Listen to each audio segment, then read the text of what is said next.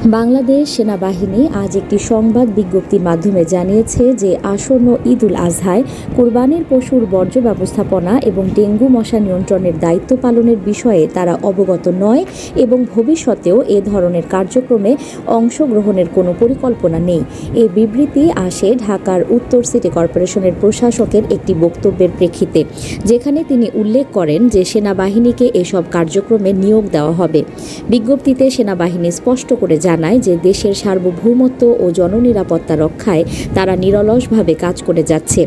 তাই কোরবানির বর্জ্য ব্যবস্থাপনা এবং ডেঙ্গু নিয়ন্ত্রণের মতো কার্যক্রম পরিচালনার জন্য সংশ্লিষ্ট ও উপযুক্ত সিভিল সংস্থাগুলোকেই দায়িত্ব নেওয়া উচিত বলে তারা মনে করে। সেনাবাহিনীর এই অবস্থান পরিষ্কারভাবে জানিয়ে দেওয়া হয় যাতে জনসাধারণ ও সংশ্লিষ্ট মহল বিভ্রান্ত না হন। নিউজ ডেস্ক, সংযুক্ত।